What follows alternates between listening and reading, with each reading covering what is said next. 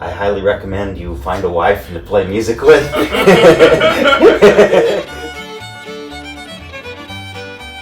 Oh, but I want to say, when it was the best gift that I could give her was music, because she said she was lonely. And you both married to each other, right? Yes, we are married. We've been together Bluegrass for couple. 16 years, 17 years. But most of the time, he teach me.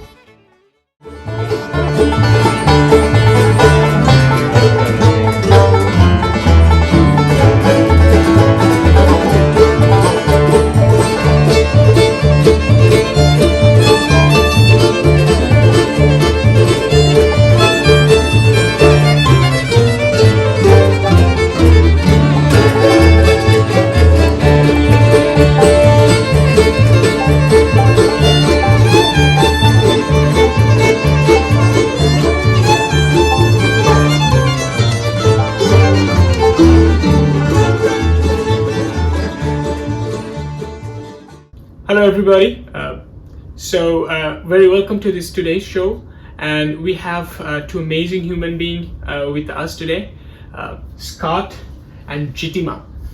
Hi. Hi. So as you know, Grassy Strings is now in Thailand, and we just played at the Southeastern Old Time Gathering, and we met these two beautiful human beings who play bluegrass music. And we had a really beautiful conversation in the last 2 days, right? We played music together, we went to a jam session, and I'd like to talk about this all today. Yeah. It was so fun to meet you, Shovik and Sulanka. Thank you so much for participating in bluegrass music and bringing it to India. Oh, That's amazing. So I'd like to know about you. Can you say something a little bit about you? About me, let's see. I'm from Colorado, the United States, and my wife is from Thailand.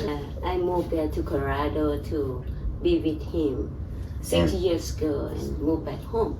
Yeah. Wow. And we just moved to Thailand 4 months ago, and we have a whole bunch of bluegrass instruments, and we just want to bring more attention to bluegrass here in Thailand as well. So it's so great that there's international music it's becoming a truly international music. As for me, I play guitar mostly, and some mandolin, some bass, and trying to learn to play the banjo, but it's not easy. And I play upright bass. Yeah, my wife is an upright bass player. You can see from her T-shirt. And we play together most days. By ourselves. And he passionate enough to teach me to play bass because I have zero music in my system. So he's your teacher? Yeah, my first teacher. I got a couple more teachers teaching me, and that is what I learned most of the time. And he teach me. Great. And we have a dream to call ourselves a duet. We want to call ourselves Lemongrass. And you both married to each other, right? Yes, we are married. We've been together Bluegrass for couple. 16 years, 17 Oh, wow. years. Yes. Good. So it's a very long time you've been together. But the bluegrass thing's only like the last 4 years, Yeah. and that's been an 3 years amazing, for me. a little more than 3 years. Yeah, I play. Yeah, not quite 4 years yet. Yeah. But it's been an amazing experience to be able to share a love of music together and to make music together. I highly recommend you find a wife to play music with. It's the best to do that, because you can do so much more than just talk to each other about things. You can make friends with other people, and you can share the music, and it's like the best thing in the world for our marriage.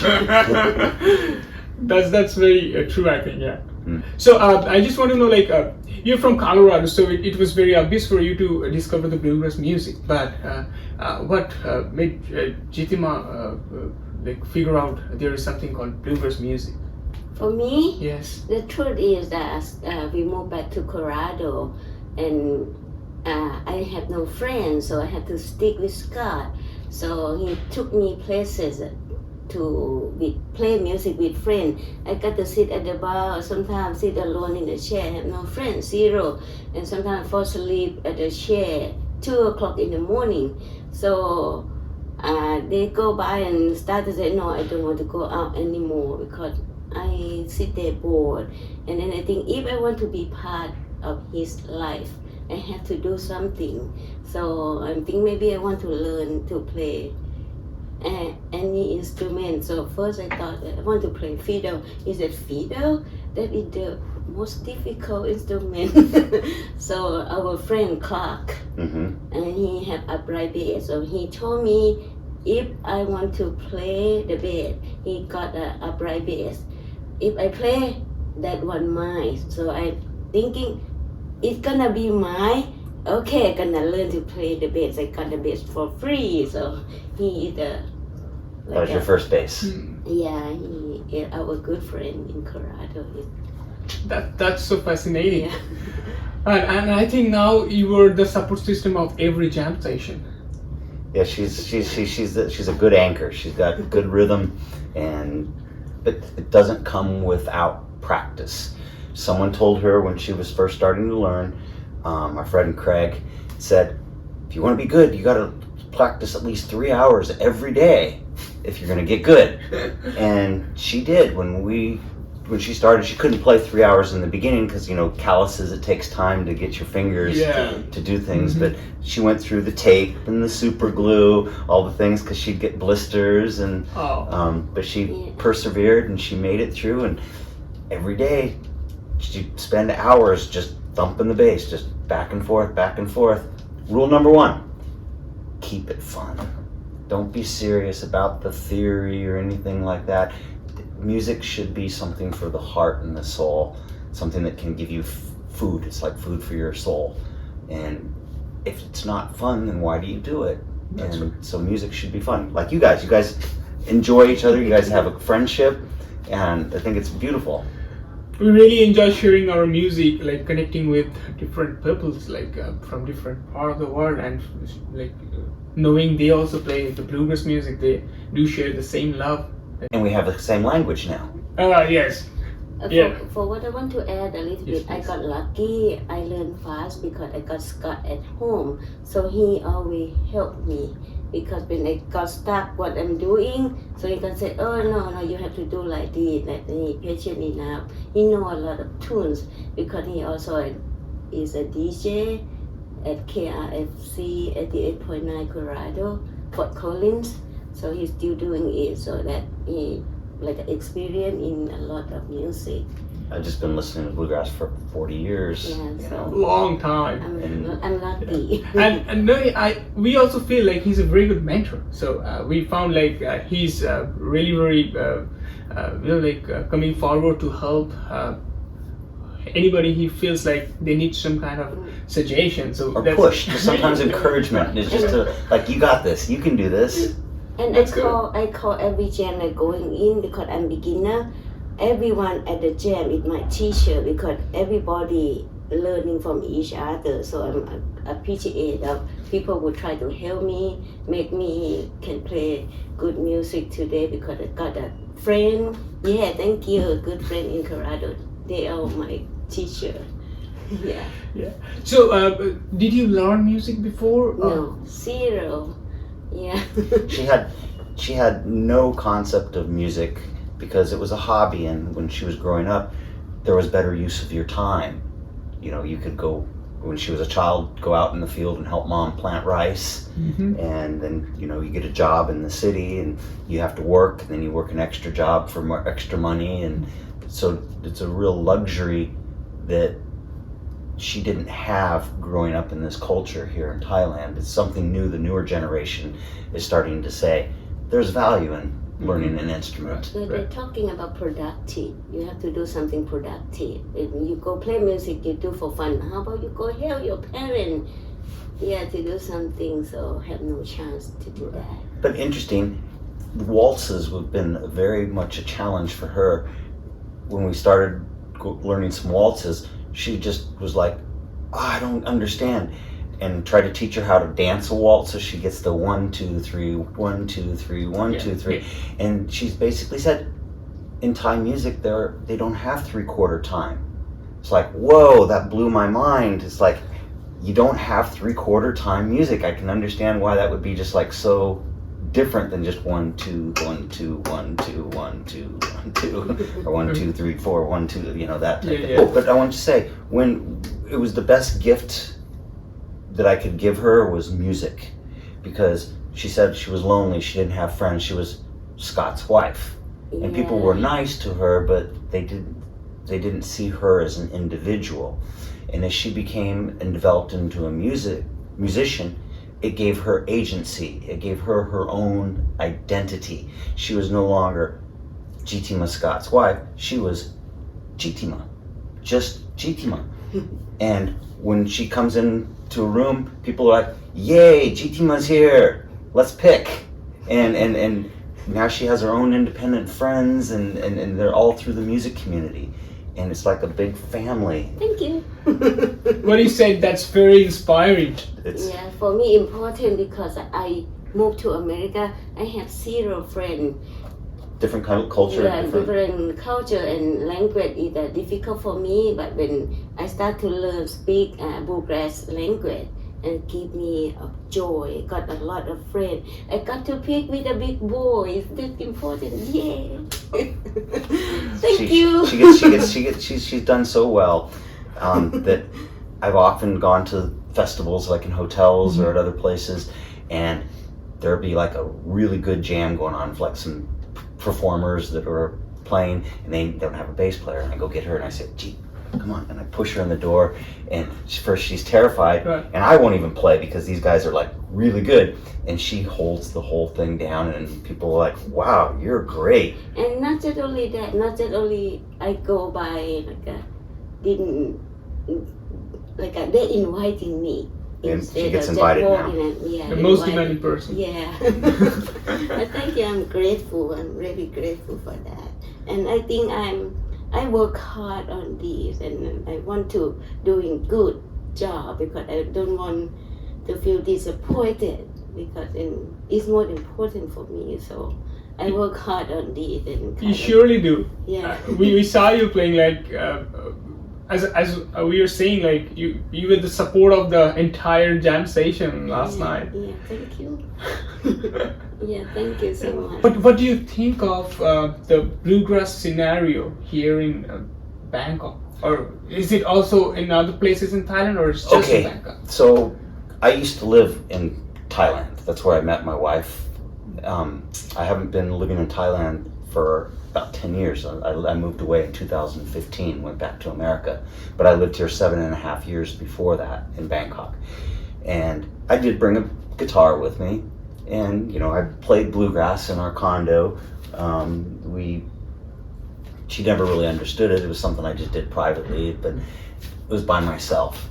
And there was no bluegrass. I met Tim Penn, the guitar player from Kea and the Big Banjo, and the guy who told the stories and plays the dobro. Yep, I met him when I lived here, and we started playing some tunes together. And when we first met, it was like, do you play bluegrass? Yeah. And he kind of thought, oh, is this going to be another guy who just thinks he plays bluegrass? But when we got together, it's like, yeah, we could actually speak the same language. We both had that same U.S. background of the music.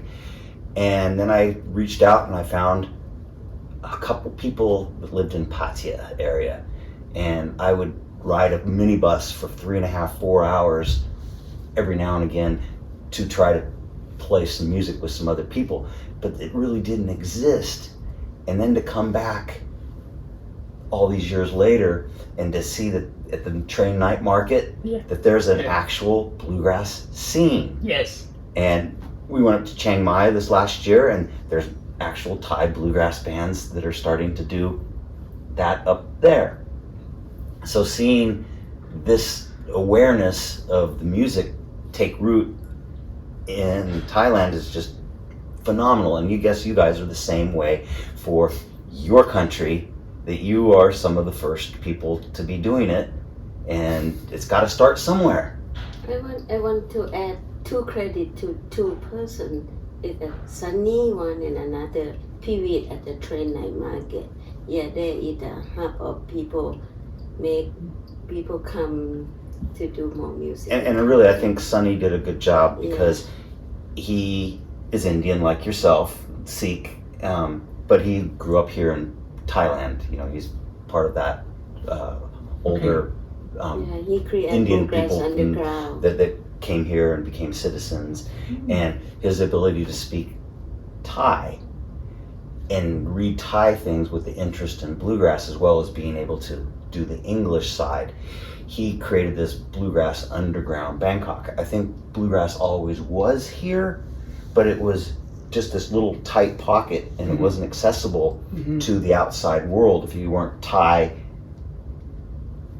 you couldn't find it. And somehow Sonny and his magic discovered this train night market where Peewit has been doing this for years, and he made it accessible to anybody who comes to Thailand from any country. I've met people from Germany there, I've met people from France, I've met people from Australia, the UK, Germany. I've already said Germany, but they all play bluegrass, and that's what they come for, is they're searching, and now it's on Google Maps now. There's the Bluegrass Jam spot and on Google Maps in Bangkok. Bluegrass Jam spot in the train night market. That's crazy. Yeah. So yeah, like Jittima said, a big shout out for Sonny and what he's done, and Peewit for putting this together. And I think it's only going to become more popular and more inclusive to a wider audience. I met a guy named Manny yesterday, a young Thai gentleman, and they had the luthier booth with all the guitars down there, and I just kind of walked over and I heard this guy flat picking, and it's like, okay, that sounds a lot like bluegrass. Wow, that sounded like a Tony Rice lick. I was like, okay. And so I asked him, are you Thai? And he said, excuse me? And I said, Kon Thai Mai? And he said, yes, I'm Thai. And so I said, and so I introduced myself, and we started chatting, and then we went off and played some tunes together. And it's like, he's hungry. He wants it. That's all he listens to is bluegrass. But he doesn't know anybody anywhere here. So we told him yesterday, you got to come to the train night market. So this festival this weekend, don't have to be afraid. Yeah, everybody come from beginner. You start from zero, so don't have to be afraid. They go to the jam. Everybody welcome. What I like the most in bluegrass music, nobody judge anybody. You do me because everybody want to learn. So people learn from beginning. If you don't make mistake, you're not gonna know you do something wrong. So opportunity, go just try. Don't have to be afraid. Just like me, then come from zero. It's the cliche. Bluegrass music only takes a minute to learn, but it takes a lifetime to master. So people keep at it all the time, and they keep making improvements, and you can play the old songs, learn the new songs, and you're always developing. You go back and hit the old songs, and it really is a social music, and it's the great leveler in society. It doesn't matter whether you're a banker or a lawyer or a surgeon or a janitor or someone who has some other job. That is not important. What's important is, can you play bluegrass?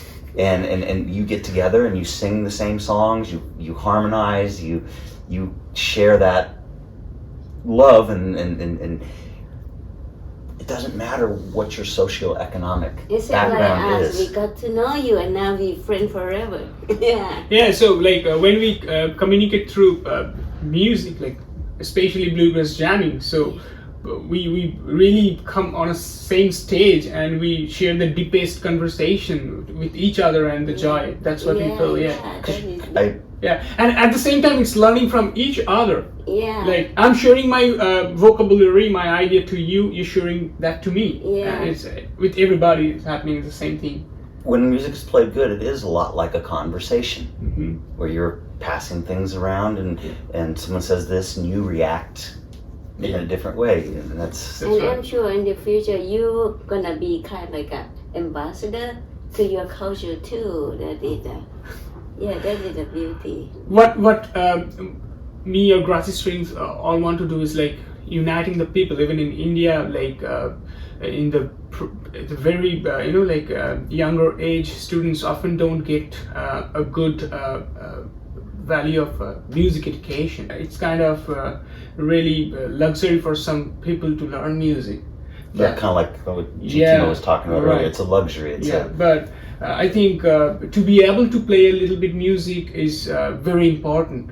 To learn any kind of art form is very important, we believe. So like we always want that we could able to teach people the music and can unite them together. So it would make the world a little more happy, you know. So like, I agree. I really moved by the words by the taxi driver when we were driving to the train market that day. He said, "I can do this for you because you make the world happy, Yeah. and that's That your was. job." Yeah. That guy was just amazing. Yeah. We shared a taxi ride to the train market, and we didn't know that the taxi driver spoke English, and he was listening to us this whole time. And when we said, "Well, we can get us off here," and he goes, "No." In English, he goes, "I'm going to take you all the way up because I know you have heavy instruments to carry, and as you said, Make people you happy." make the world a happier place because you play music. So the least I can do is Yeah. take you to the front door." Yeah. So yes, like what Sunny did is, and he's doing is really a push. Like he's uniting the whole community and is like promoting, and so that other person can get to know about it and come together. And along with that, I think people like you are really very important at the same stage because.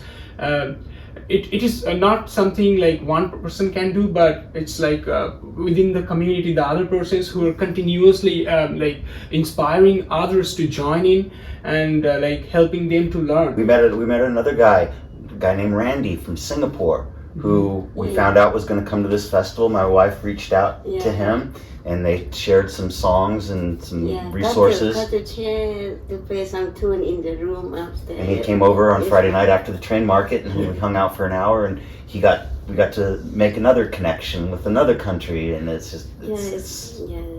Beautiful. Yeah. So, any influential music albums or artists that have influenced your listening or like playing? okay. You're a DJ, you know. Well, I wouldn't say that. I approach it from the instrument that I play, which is the guitar was my first instrument. So of course I'm going to listen to guitar players, and I generally clump people into two different groups. There are the people who are very comfortable playing out of a C position. They've got the Norman Blake or the Doc Watson. Billy Strings does a lot of C position, does that type of playing. And then there's the other people who play D as an open D, and they're more versed in that G chord is what they're grooving on. And so I didn't gravitate towards C, so I became what I call a G player or a D player. And so I listened to that stuff. And then there's you said you guys came into the bluegrass through John Denver and the Ballad of St. Anne's Reel. Yeah. Okay.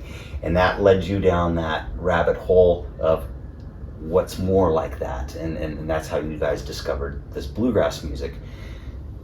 I discovered it through Old and in the Way, Jerry Garcia, playing the banjo. I liked the Grateful Dead, and I had no clue that there was this bluegrass music. And one day somebody said, "You should listen to this. This is Jerry playing the banjo."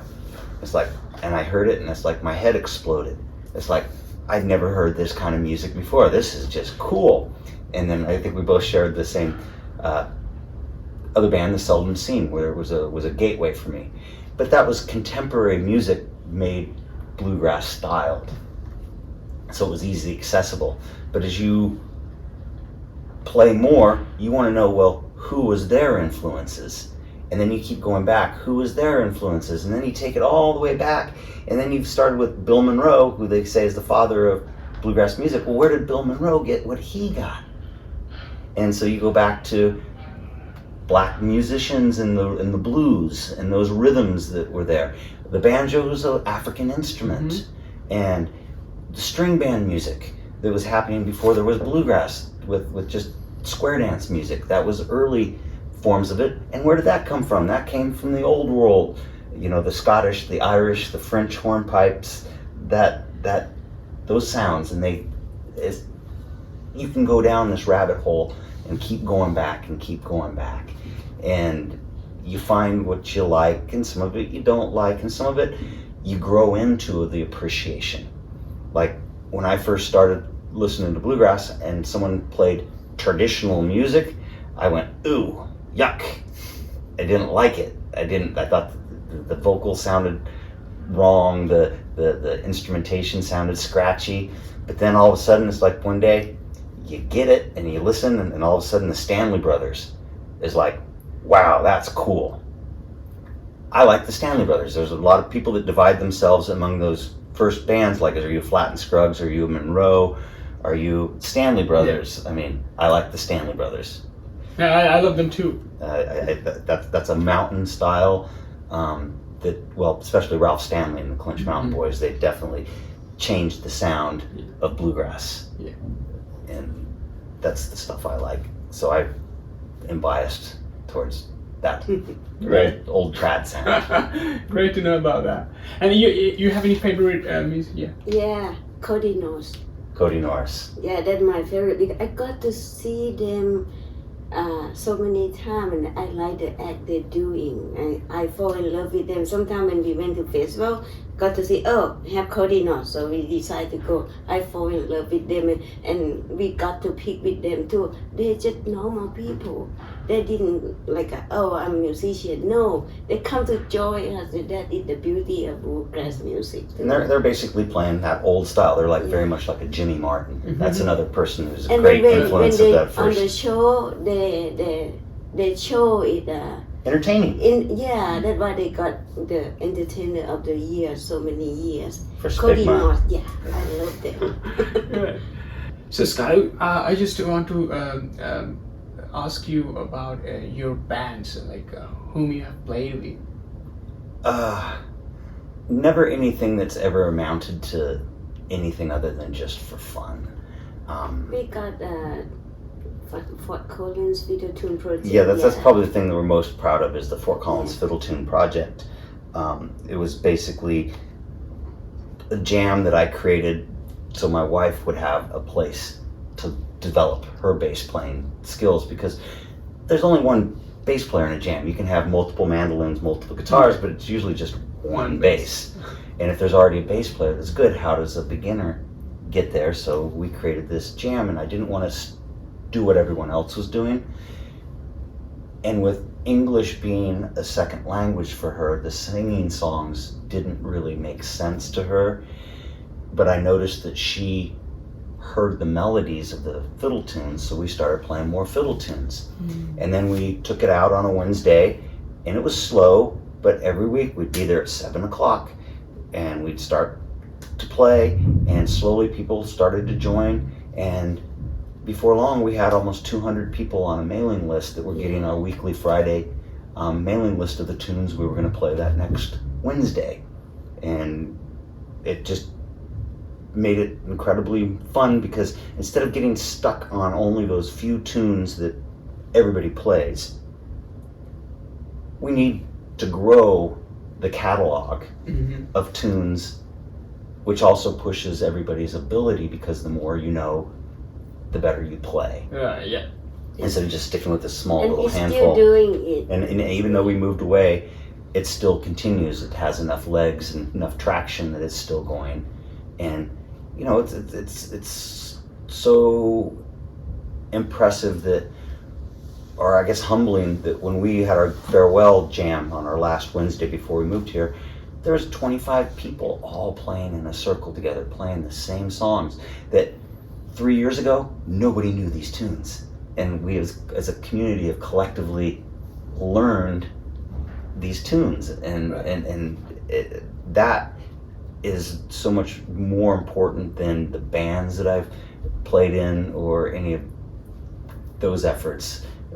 Those were fun, but is the community building aspect is the most rewarding side of seeing people come together and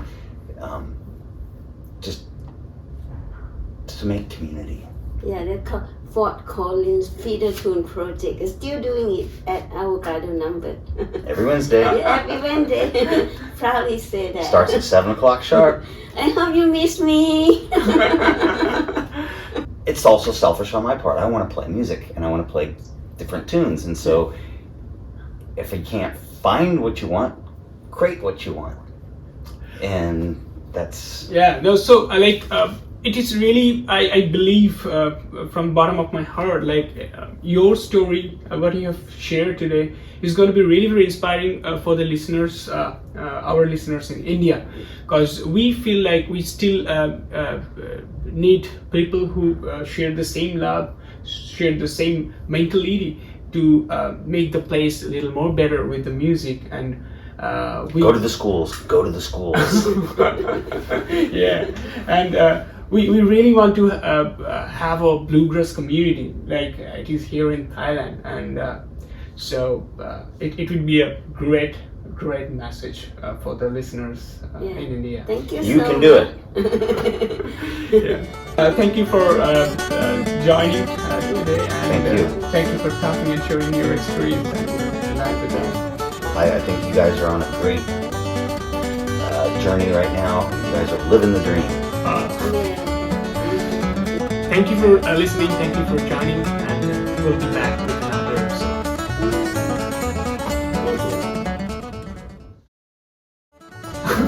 Thank you.